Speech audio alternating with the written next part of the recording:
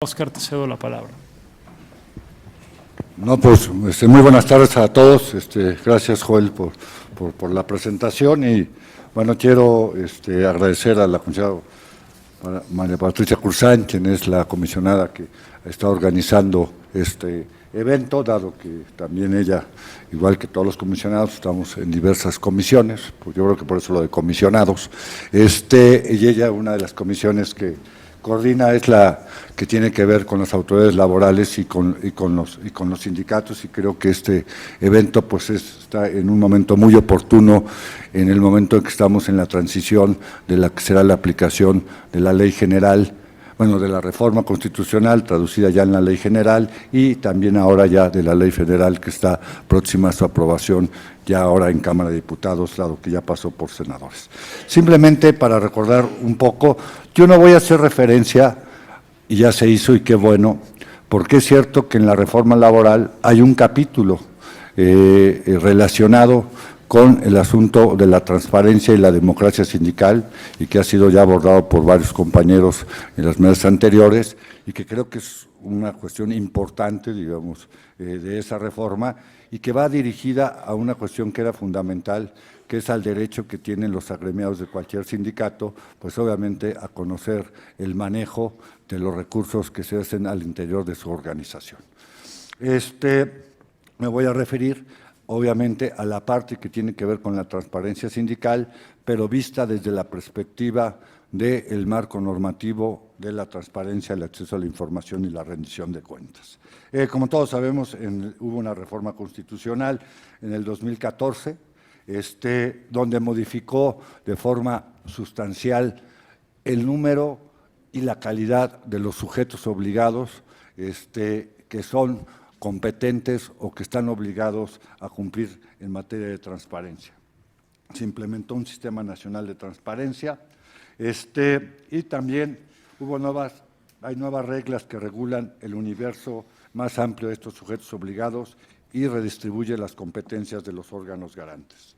Está, como le digo, a punto de aprobarse la ley federal también en materia de transparencia, que está ya en Cámara de Diputados, y también, hay que decirlo, está ya en aprobación en todos los estados lo que es la armonización de sus leyes locales a lo que es la ley general. Por ejemplo, ya tenemos estados como Chihuahua, Coahuila, Guanajuato, Jalisco, que ya culminaron con este proceso, y los demás están y tienen un límite para hacer lo propio hasta el 5 de mayo del próximo año. Bueno, pero ¿qué dice la reforma constitucional y la Ley General de Transparencia respecto a los sujetos obligados?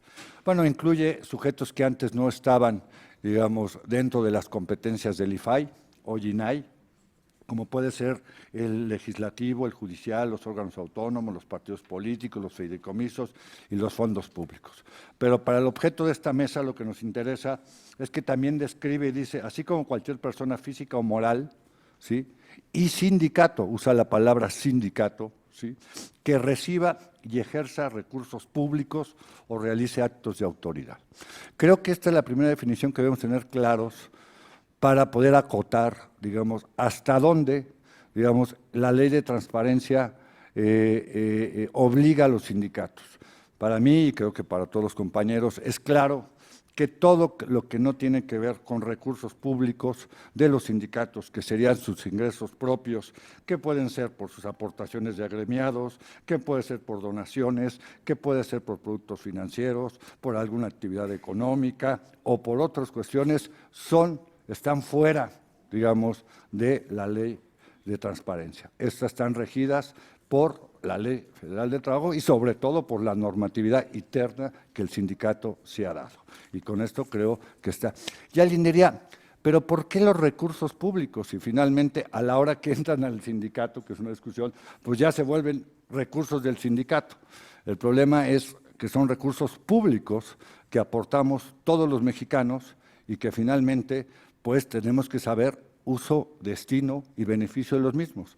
Obviamente, los recursos son para usarse, ¿sí?, en ese sentido, y es muy válido que los sindicatos reciban apoyos en sus contratos colectivos o en sus diversas negociaciones, recursos del patrón o de la autoridad, pues para diversos fines. Hay fines, como por ejemplo, para becas de los hijos de los trabajadores, para construir un deportivo para los propios trabajadores, para capacitación X, digamos. Eso, al contrario, creo que, pues, desde mi punto de vista, soy un agente que estudió economía, progresista y que, bueno, ligado a cuestiones sindicales o principalmente a movimientos de los trabajadores, pues totalmente creo que son de las reivindicaciones que pues son justas para los trabajadores, que deben de gozar también de estos apoyos, digamos, en ese sentido.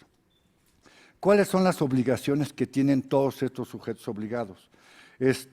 Pues es construir un comité de transparencia, designar titulares de las unidades de transparencia, capacitar a los integrantes, en este caso de los sindicatos, construir y actualizar sus archivos, promover la generación de documentación y publicación de informatos en formatos abiertos, proteger la información reservada, etcétera, etcétera.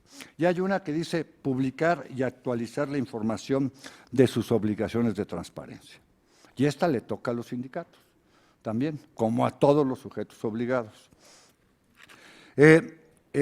¿Cómo se va a dar este entramado normativo? Bueno, tenemos la Ley General, ¿sí?, que tendrá lineamientos técnicos generales. Unos serán aprobados por el Sistema Nacional de Transparencia, por ejemplo, los de la publicación, los criterios de publicación de oficio o de la información en los portales, será por el sistema, y otros más internos los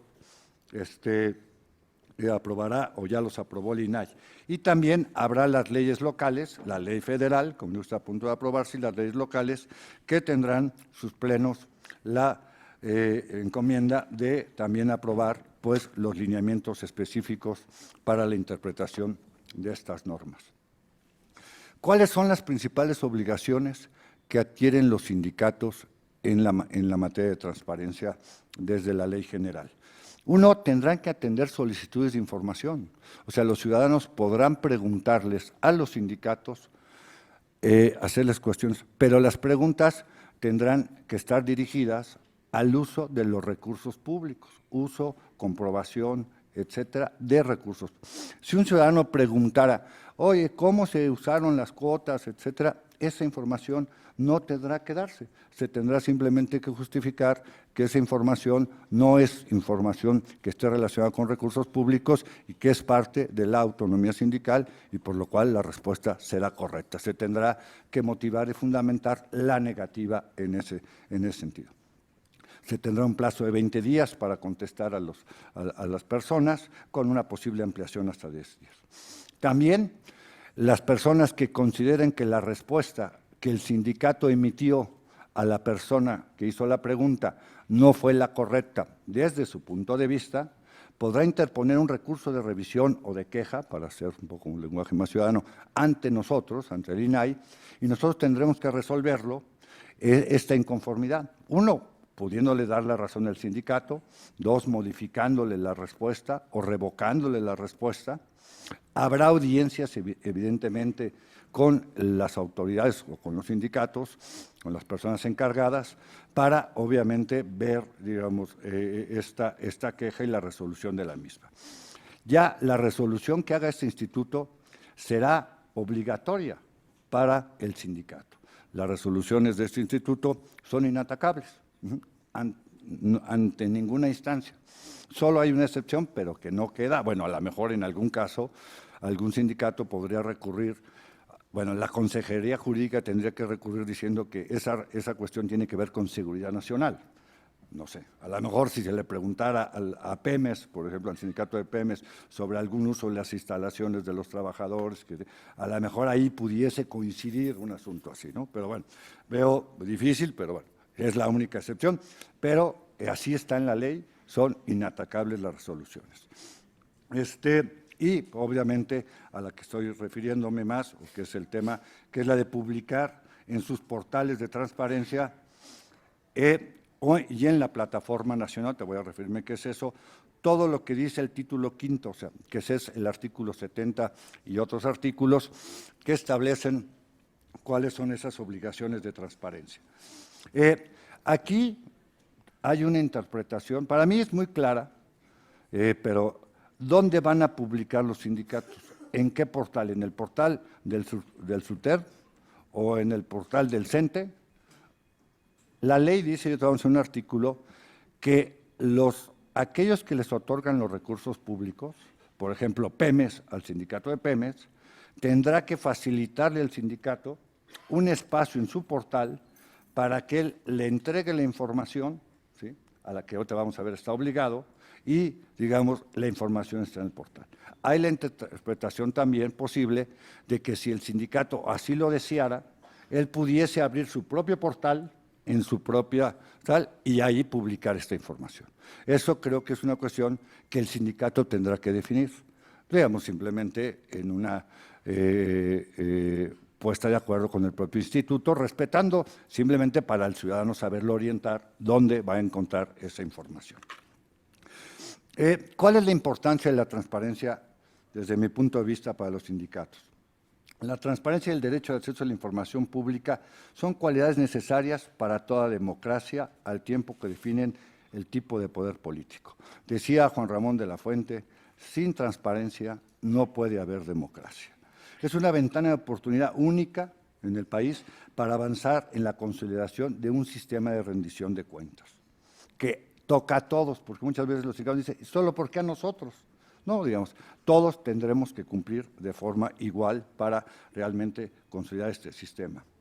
Mejora, ya lo decía Joel, la confianza y fortalece la participación ciudadana en los asuntos públicos. La transparencia sindical podría proporcionar el fortalecimiento de confianza al interior de las organizaciones gremiales, al tiempo de hacer más eficiente la operación del mercado laboral. Decimos los economistas que donde hay más información perfecta, competencia perfecta. Permite, digamos, también incrementar los niveles de competitividad. Los sindicatos, ¿para qué? Una cuestión que a veces se discute y que creo que hay que tener desde mi punto de vista muy claro. Un estudio que hizo la Organización Internacional del Trabajo, realizada en el año 2013, o sea, no tan, más o menos reciente, en 71 países, demostró que la capacidad de negociación de los empleadores es importante para la justicia en un país. Después de una recesión, la distribución del ingreso nacional entre los asalariados y los propietarios del capital resulta con mayor inequidad, ahí donde la proporción de trabajadores sindicalizados es más baja. ¿Qué quiere decir esto? Que donde hay menos sindicatos o los sindicatos son menos fuertes, la distribución del ingreso tiende a ser más adversa. O sea, tiende a concentrarse más la riqueza. Donde los sindicatos son más fuertes, ¿sí?, hay más población sindicalizada y estos sindicatos son más democráticos, la redistribución del ingreso tiende a mejorarse en este sentido. Indicios de la existencia de sindicatos funcionando eficazmente conforme a sus fines legales y en un marco institucional que les favorezca, es uno de los factores que más contribuye a reducir las tendencias a la concentración de la riqueza social que se produce durante las crisis económicas o en cualquier momento.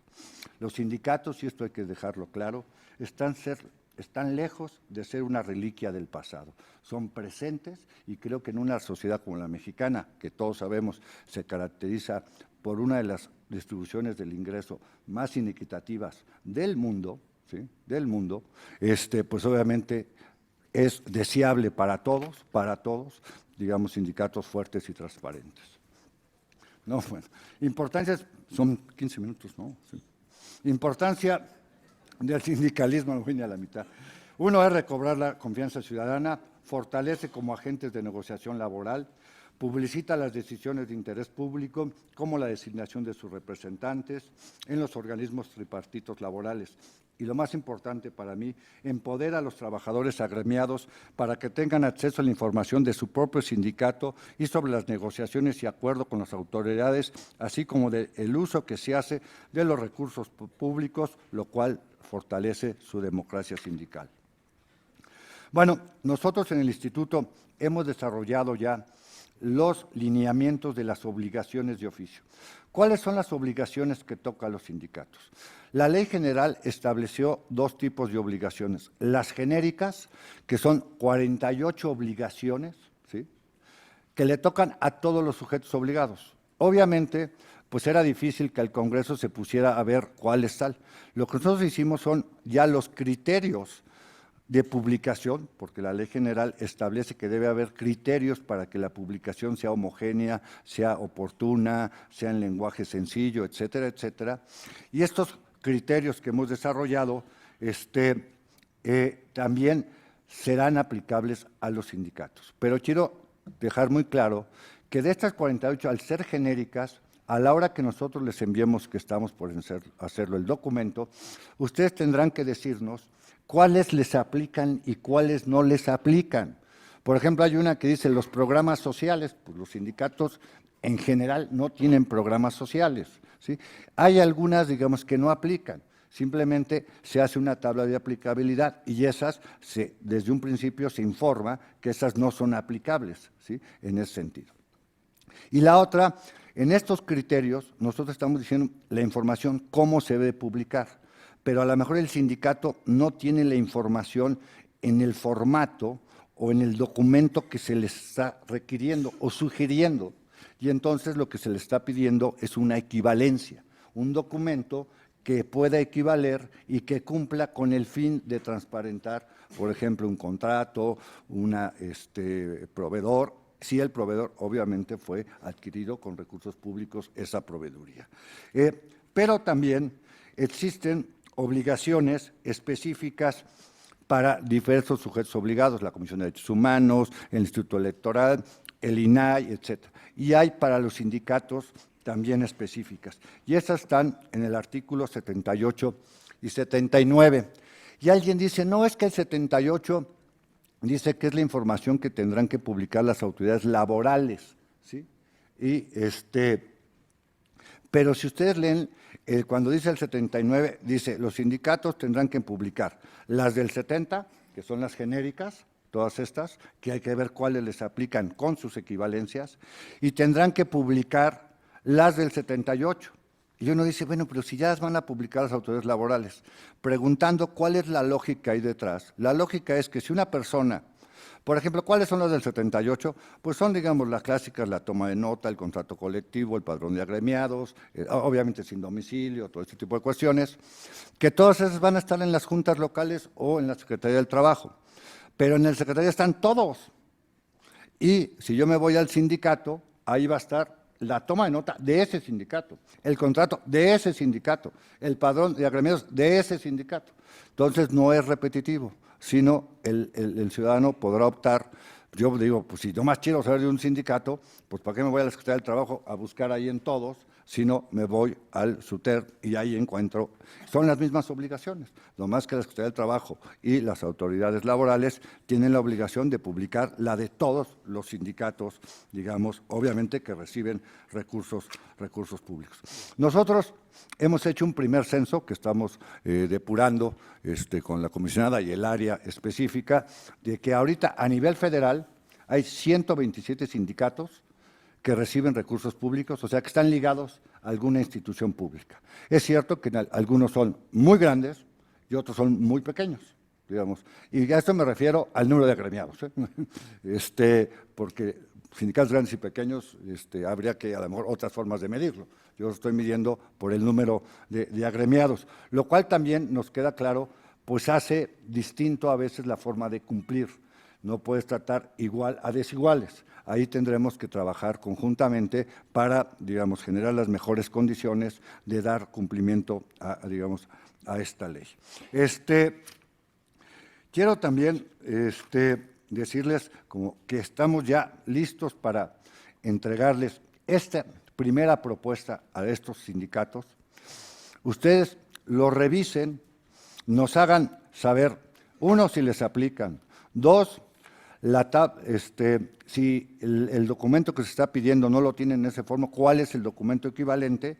Y algo muy importante que debe estar claro es que la plataforma, que es donde se va a publicar esta información, la plataforma va a tener un vínculo al portal donde esté la información, tiene que estar lista el 6 de mayo del próximo año. Pero el 6 de mayo no va a aparecer la información mágicamente. Va a estar lista la plataforma y a partir de ahí se van a dar 6 meses, o sea, hasta el mes de noviembre, para que los sindicatos y todos los sujetos obligados suban la información.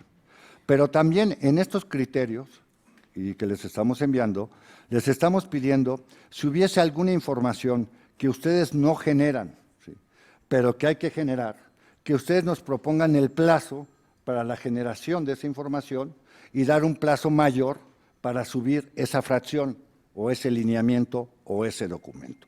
Por eso es muy importante que podamos, primero obviamente ya enviarles este documento, ustedes lo conozcan, darles un buen plazo y después tener una serie de reuniones de trabajo para ir afinando estos criterios.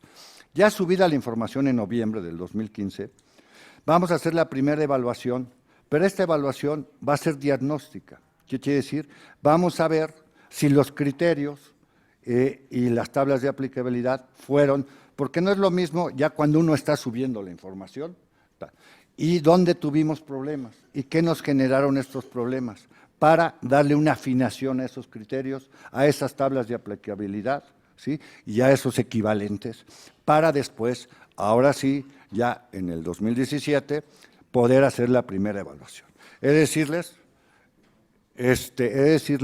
que ya esa primera evaluación, después de la diagnóstica, hablando del 2007, sí es vinculante. ¿Qué quiere decir?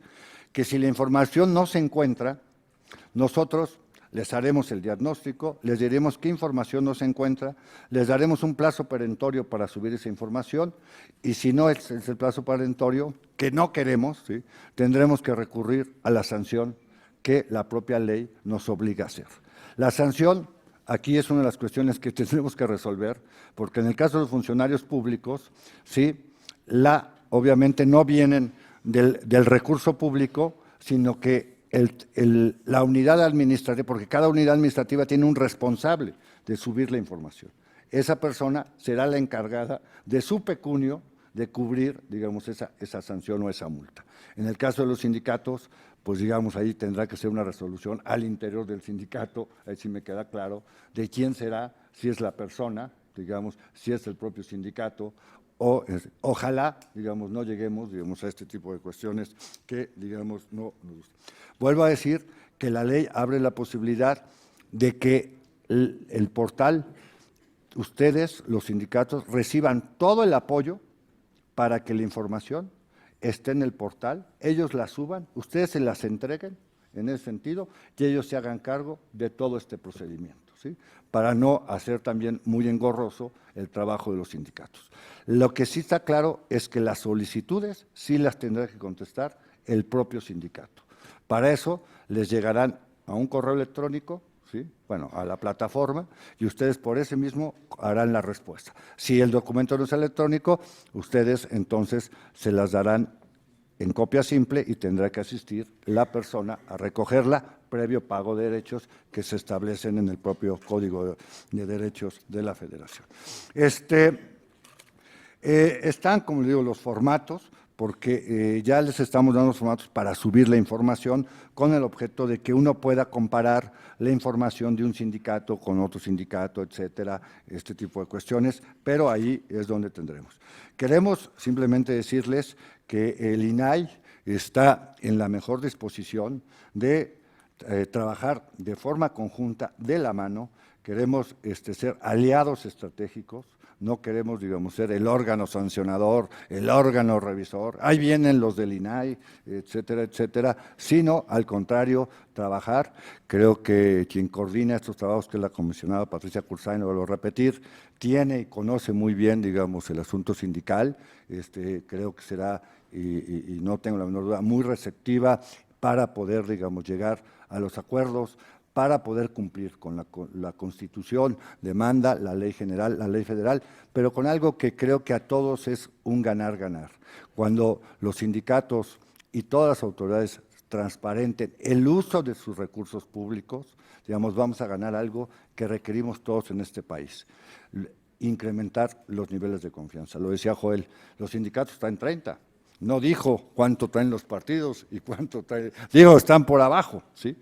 O sea, este es un problema de todos, unos tienen más, otros menos confianza, pero creo que lo que se trata es que el país requiere de confianza, porque la confianza nos va a permitir poder tener crecimiento económico. Sindicatos fuertes nos van a permitir mejorar en equidad en este país que mucha falta nos hace y poder recuperar también cohesión social, que pues es uno de los grandes problemas que ha inhibido el crecimiento y que a veces pues nos genera los problemas que vemos y que no queremos ver en este país. Muchísimas gracias.